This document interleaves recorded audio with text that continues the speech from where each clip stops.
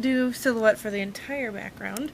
I shaded the leaves that are kind of blowing around in there, and I did, you know, the moon and the clouds like normal, and some little stars. I only did the silhouette on the bats because the bats, I wasn't really sure how to shade them, and I felt like it looked really good when I didn't try to shade them. It actually made them kind of look mysterious, and if you can't really tell, that's what those are. Those little black things are bats, and it worked really well. And you know, one thing that you'll learn if you do any art study, and now if you don't do any art study, you're going to learn it from me, is that a focal point is the point in the picture where your eyes keep coming back to it. My mouse there was circling the bats. That really ended up being the focal point of this doll. And so that's something that you're going to look at. Here is an example for an artistic vision contest. Not really one of my better backgrounds, but it does indicate one or two of the things that you can do. I did some rooftops with smoke kind of billowing out of them, and I wanted to indicate kind of a dingy city sort of look in the background, and I think I really achieved that. It's just something, again, that you have to play with, and you can look at photographs just to give some ideas, not necessarily as references, but just to give you some ideas of what to do. And you know, you can do a whole lot of things in a background as long as you don't make it too busy, especially with a silhouette. If you make it simple, but you make it effectively fill the space that's there, you can have a really good background. And if you don't, well, it could be a little confusing. And so that's why I tried to emphasize being careful with the space. Here is a collaboration that my sister Rev and I did, and I accidentally put the one where her dress isn't shaded up, but it doesn't really matter. It's spectacular, by the way. Anyway, I wanted to incorporate our colors into the background because that would tie our dolls together. And so I put on the bottom, I put my dress color, and then on the foreground color I put her dress color.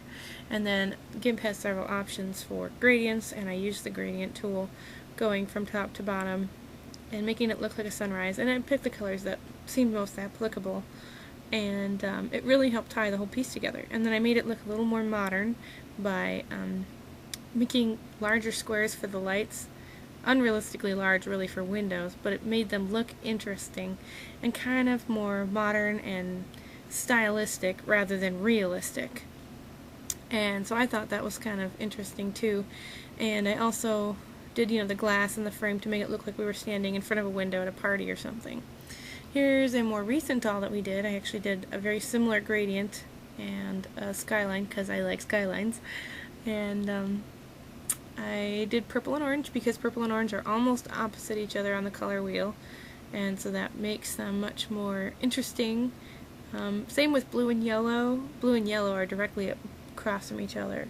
I wouldn't ever recommend using red and green, but red and blue work if you use the right shades of red and blue. They can work for a really good skyline. And I tried to make the emphasis on the dolls in this picture rather than the background. So I put the dolls mostly over the background so that you can only see a very small portion of it.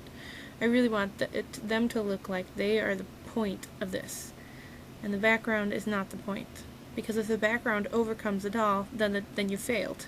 Because backgrounds are only supposed to augment, to accent your doll. They're not meant to overshadow it or to wow everybody because it's so awesome. If your doll is crap and your background's awesome, really, who cares? Okay, I don't mean to be rude, and I'm not pointing fingers at anybody, but that is the truth.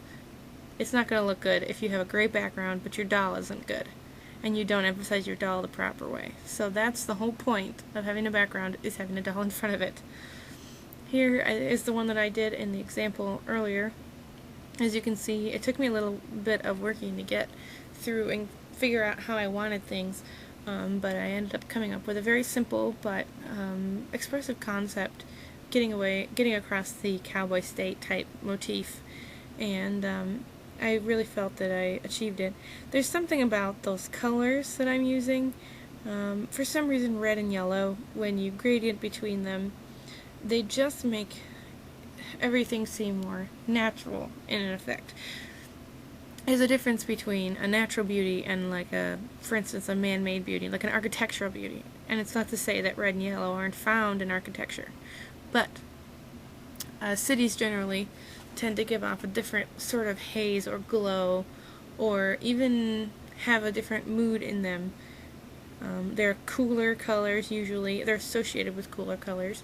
And so when you see those colors, you think more city. And you see these colors down here that I'm indicating with my mouse. Those colors are colors that you would associate with being wild or something that's out in the wild. And so that's why I use those colors, especially with something that I wanted the background to really pop. And so I used colors that were very intense. Not a lot of gray in them, mostly bright colors. And that's really what I wanted for that one, and it really made the background very interesting. So here's just another quick look at some of these, so you can get another chance to peek at them. And some of these dolls are on my site, so if you need to see them more closely, feel free to visit my site and look at these dolls. Yeah, I'd be happy to let you see any of them if they're not on there. And otherwise, I have, you know, I would be glad to answer any questions as well. So I'm just showing here that there's a difference between, you can use colors that are, for instance, on the color wheel, you have blue and purple are right next to each other. And that doll right there, the blue and purple are the gradient, so it's not a very, you know, fantastic gradient. But when you're doing like the purple and the orange, those colors are almost directly opposite each other on the color wheel, which makes a much more extreme type gradient. It makes the background seem a little more ostentatious. Not in a bad way, just in a look at me sort of way. And so it depends on what you're going for. If you're going for something more like spooky nighttime where the gradient isn't the idea, you're not trying to indicate sunset, then you're going to do something where the colors are close to each other on the color wheel. But if you're doing something where they're farther apart on the color wheel, you're going to be showing a much more transitional time of day, when the sun's going up, when the sun's going down, those kind of things. Whew, that was a long one. Thank you for listening and watching, and I hope you come back. And all my class people, thank you for putting up with your teacher, and it's fun learning with you, and I hope that you have a great day. But yeah, seriously, go away.